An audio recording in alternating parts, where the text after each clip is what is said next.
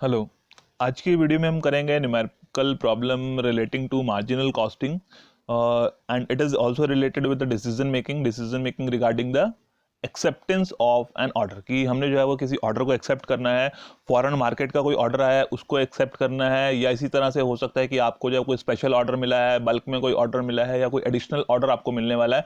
तो उस टाइम पे हम इस तरह के डिसीजन लेने के लिए मार्जिनल कॉस्टिंग का इस्तेमाल करते हैं। तो नॉर्मली क्या होता है कि जो है नॉर्मल प्राइस पर ही जो है हम अपने ऑर्डर्स को, जो भी हमारे पास ऑर्डर्स आते हैं उनको नॉर्मल प्राइस पर ही एक्सेप्ट किया जाता है। बट इन केस कि हमें जो है वो इस तरह का कोई डिसीजन है कि जो कोई स्पेसिफिक एडिशनल ऑर्डर आ गया है, कोई बल्क का ऑर्डर आ गया है, या कोई नई मार्केट से रिलेटेड ऑर्डर आ गया है, या फिर जो है हमें कोई फॉरेन मार्केट का ऑर्डर एक्सेप्ट करना है, तो उसको कई बार हम नॉर्मल प्राइस से जो है वो लो प्राइस पर भी उसको एक्सेप्ट कर लेते हैं। रीजन बीइंग कि हमारे पास कुछ आइडल कैपेसिटी होती है, उस आइडल कैपेसिटी को हम यूज कर सकते हैं, और जो अगर आइडल कैपेसिटी का यूज करते हैं तो उससे जो है वो हमें कुछ ना कुछ पार्ट जो है वो, अगर उस ऑर्डर को एक्सेप्ट करते हैं तो कुछ पार्ट हमें जो है वो कंट्रीब्यूशन का मिल जाता है। कि अगर कैपेसिटी आइडल पड़ी रहेगी तो उस पर जो है वो कोई भी बेनिफिट हमें नहीं मिल रहा है, बट अगर हम उसका यूज कर लेते हैं तो हमारे पास जो है वो एडिशनल प्रॉफिट्स आ जाते हैं।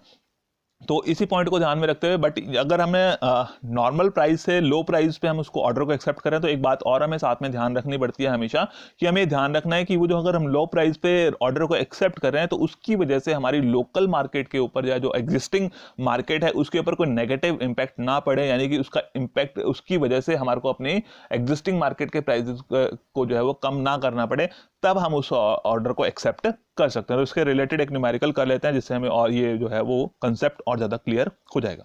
तो क्वेश्चन हमारे पास दिया हुआ है, a company sells 5000 units of a product in home market at the rate of ₹20 per unit. कि अभी तो आप जो है ऑर्गेनाइजेशन जो है, जो कंपनी है वो 5000 यूनिट्स बेच रही है लोकल मार्केट में, अपनी होम मार्केट में ₹20 यूनिट के हिसाब से। The marginal cost of production is ₹14 per unit and fixed costs are ₹10,000। तो जो मार्जिनल कॉस्ट है वो ₹14 पर यूनिट, जैसे आपको पता है कि पर यूनिट के अकॉर्डिंगली रहेंगी मार्जिनल कॉस्ट। जितनी यूनिट्स आप सेल करेंगे उसके अकॉर्डिंगली, या जितनी यूनिट्स आप प्रोड्यूस करेंगे उसके अकॉर्डिंगली वो मार्जिनल कॉस्ट आएगी। बट आपकी जो फिक्स कॉस्ट है वो लमसम रहती है, जिसमें जो है आपकी कम यूनिट्स बनाने से, ज़्यादा यूनिट्स बनाने से फिक्स कॉस्ट पे कोई इंपैक्ट नहीं आता। तो ये फिक्स कॉस्ट आ गई और ये मार्जिनल कॉस्ट पर यूनिट आ गई। Then he wants to sell another 5000 units in the foreign market at the rate of ₹16 per unit with an additional cost of ₹1 per unit to the export. कि हम जो है वो, जो मतलब जो ऑर्गेनाइजेशन है, जो कंपनी है, वो उसको बेच सकती है 5000 यूनिट्स जो है वो एक्स्ट्रा बेच सकती हैं फॉरेन मार्केट में, और फॉरेन मार्केट में जो बेची जा सकती हैं वो ₹16 के हिसाब से बेची जा सकती हैं। अभी जो लोकल मार्केट है उसमें आप ₹20 के हिसाब से बेच रहे हैं, बट एक्सपोर्ट का जो ऑर्डर है वहां पर आप जो है उसको ₹16 के हिसाब से बेच सकते हैं। बट और साथ ही साथ ₹1 जो है वो एडिशनल कॉस्ट आएगी उसकी एक्सपोर्ट की, वो भी पर यूनिट कॉस्ट जो है वो एडिशनल कॉस्ट आपको बियर करनी पड़ेगी। And fix cost are same, जो फिक्स कॉस्ट है उसमें कोई वेरिएशन नहीं है। सेलिंग प्राइस यहाँ पर जो है वो हम एक्स्ट्रा यूनिट्स का ₹16 है, और उन 5000 यूनिट्स को बेचने के लिए ₹1 जो है वो एक्स्ट्रा कॉस्ट जो है वो एक्सपोर्ट की आएगी। Then advise the company whether it should try to sell in the foreign market. की आपको एडवाइस बताना है कंपनी को, ये डिसीजन लेने में हेल्प करनी है कि कंपनी को वो फॉरेन ऑर्डर एक्सेप्ट करना है या नहीं करना है। तो इसके लिए एक स्टेटमेंट हम जैसे बनाते हैं मार्जिनल कॉस्टिंग में, वैसी एक स्टेटमेंट बना लेते हैं। तो उसके लिए हमें क्या करना पड़ेगा, तो 3-4 कॉलम्स बनेंगे हमारे। एक तो पर्टिकुलर्स का बन गया, और एक कॉलम में हम जो है वो होम मार्केट से रिलेटेड, जो हम अभी एट प्रेजेंट जो है वो 5000 यूनिट्स जो है वो सेल कर रहे हैं उसके बारे में, साथ ही एडिशनल सेल जो हमें फॉरेन मार्केट में करनी है 5000 यूनिट्स उसके रिगार्डिंग, और टोटल हमारी जो सेल्स है वो 10000 यूनिट्स की होती है, उसके लिए जो है वो एक तीसरा कॉलम हमारे पास बन जाएगा। तो एक तो हम होम मार्केट से रिलेटेड, दूसरी जो है हम करेंगे फॉरेन मार्केट से रिलेटेड, और तीसरा हमारे पास जो है वो टोटल हम देख लेंगे कि हमारा जो है वो टोटल प्रॉफिट में क्या इंपैक्ट पड़ रहा है। तो अगर हम देखें तो सेल्स के बारे में क्या है कि 5000 units at the rate of ₹20। तो 5000 units at the rate of ₹20 अगर आपने बेचा तो 1 लाख रुपीस की सेल्स आ गई आपकी होम मार्केट की।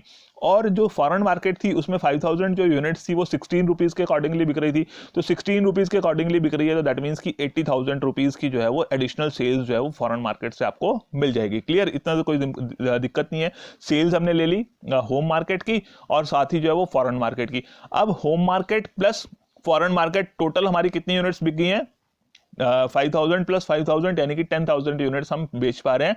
और सेलिंग प्राइस जो है क्योंकि दोनों के अलग अलग हैं तो हमने क्या करना है कि दोनों का टोटल यानी कि 1,80,000 रुपीज़ की टोटल सेल्स आपकी हो रही है। अब हमें देखना है कि हमारे पास जो है वो इसमें वेरिएबल कॉस्ट कितनी है, क्योंकि जो मार्जिनल कॉस्टिंग की टेक्निक है उसमें क्या करते हैं, sales minus variable cost that is equal to contribution and contribution minus fixed cost that is equal to profit. तो इसमें मार्जिनल कॉस्ट जो है वो प्रोडक्शन की है वो 14 रुपीज़ पर यूनिट है और फिक्स कॉस्ट जो है वो 10,000 यूनिट्स है आपकी लोकल मार्केट की। और फॉरेन मार्केट के लिए अगर हम बात करें तो उसमें जो है वो 1 रुपी जो है वो एडिशनल आपको 1 रुपी जो है वो कॉस्ट ऑफ एक्सपोर्ट आ रही है। तो मार्जिनल कॉस्ट ऑफ प्रोडक्शन कितने रुपए के हिसाब से थी, 14 रुपीज़ के हिसाब से थी। तो आप चाहे वो होम मार्केट के लिए बना रहे हैं चाहे फॉरेन मार्केट के लिए बना रहे हैं तो 14 रुपीज़ का मतलब 14 रुपीज़ ही आएगी पर यूनिट कॉस्ट। तो वो पर यूनिट जो है वो 14 रुपीज़ आ रही है। 5,000 को 14 से मल्टीप्लाई किया 70,000 एंड 5,000 को 14 से मल्टीप्लाई किया 70,000। तो 70,000 जो है वो प्रोडक्शन की कॉस्ट आ रही है, चाहे वो आपने होम मार्केट के लिए बनाया तब भी 5,000 यूनिट्स थी 14 के हिसाब से, 5,000 यूनिट्स 14 के हिसाब से 70,000 हो गया। बट एक्सपोर्ट में एडिशनल कॉस्ट आ रही है हमें पर यूनिट के हिसाब से 1 रुपए की, 1 रुपया पर यूनिट जो है वो 1 रुपीज़ जो है वो पर यूनिट के हिसाब से एडिशनल कॉस्ट आ रही है एक्सपोर्ट के लिए। तो 1 रुपी के हिसाब से जो है अगर हम देखें तो 5,000 यूनिट्स के लिए जो फॉरेन मार्केट में है वहाँ पे हमारी कॉस्ट जो है वो 5,000 रुपीज़ और एक्स्ट्रा आएगी। तो यानी कि टोटल जो कॉस्ट आ रही है होम मार्केट के लिए आ रही है 70,000 की मार्जिनल कॉस्टिंग, और जो फॉरेन मार्केट है उसमें 70 प्लस 5 यानी कि 75,000 जो है वो टोटल मार्जिनल कॉस्ट आ रही है।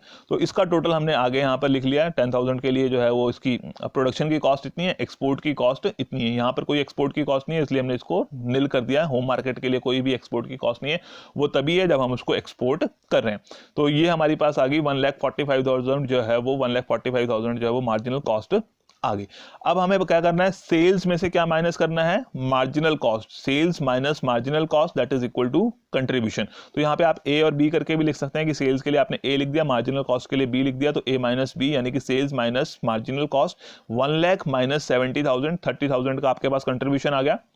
80,000 माइनस 75,000, 5,000 का कंट्रीब्यूशन आ गया जो एडिशनल फॉरेन मार्केट में हम सेल करते हैं। टोटल सेल्स जो है वो 10,000 यूनिट्स की होगी। 30 प्लस 5 यानी कि 35,000 का जो हमारे पास कंट्रीब्यूशन आ रहा है। और फिक्स्ड कॉस्ट के बारे में कंट्रीब्यूशन जो यहाँ पे क्वेश्चन में इंफॉर्मेशन दी हुई है कि फिक्स्ड कॉस्ट आर ₹10,000 और फिक्स्ड कॉस्ट आर सेम। तो ये जो फिक्स कॉस्ट है ये होम मार्केट के लिए आपको 10,000 रुपीज़ की कॉस्ट बताई हुई है और इसमें कहा है कि फिक्स कॉस्ट जो है वो सेम रहेगी, उसमें कोई चेंज नहीं होगा। तो चेंज नहीं होगा तो होम मार्केट के लिए हमने 10,000 लिख लिया और एडिशनल सेल्स के लिए वजह से हमारी फिक्स कॉस्ट में कोई भी चेंज नहीं आ रहा है तो हमने यहाँ पे उसके लिए नील कर देना है। तो फिक्स्ड कॉस्ट होगी आपकी 10,000, एडिशनल सेल्स के लिए नील, यानी कि टोटल आपका जो है वो फिक्स कॉस्ट आ गया 10,000। अब कंट्रीब्यूशन आ गया, फिक्स कॉस्ट आ गई, तो कंट्रीब्यूशन में से जब फिक्स कॉस्ट माइनस करेंगे तो हमारे पास प्रॉफिट या लॉस के बारे में इंफॉर्मेशन आ जाएगी। अब कंट्रीब्यूशन ज़्यादा है, फिक्स कॉस्ट कम है, तो 30,000 माइनस 10,000 यानी कि प्रॉफिट है। कंट्रीब्यूशन ज़्यादा है, फिक्स कॉस्ट कम होगी तो प्रॉफिट आएगा। और अगर फिक्स कॉस्ट ज़्यादा हो जाती है, कंट्रीब्यूशन कम हो जाता है तो लॉस आ जाता है। तो 30,000 minus 10,000 that is equal to 20,000 and 5,000 minus nil, यहाँ पे कोई भी फिक्स कॉस्ट नहीं है, दैट इज इक्वल टू 5,000 और ये टोटल हो गया आपका 35,000 और फिक्स कॉस्ट होगी 10 प्लस 0 यानी कि 10,000 और यहाँ पर जो प्रॉफिट है 20 प्लस 5 यानी कि 25,000। अब ये तो आपने कैलकुलेशन कर दी। कैलकुलेशन के बाद आपसे जो है वो मैनेजमेंट के लिए डिसीजन पूछा था कि आपने एडवाइस करना है कंपनी को कि कंपनी को ये ऑर्डर एक्सेप्ट करना है या नहीं करना है।